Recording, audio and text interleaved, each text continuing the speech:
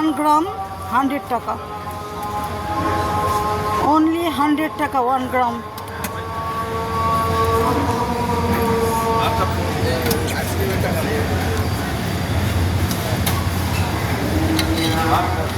সমস্যা নাই, তাহলে দিন নিয়ে মনে করছে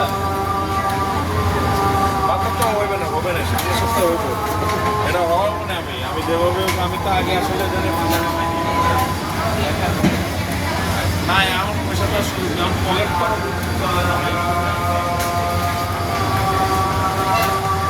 11 গাড়ি করতে 1000 তো যা হয় ভাই, বুঝলেন না?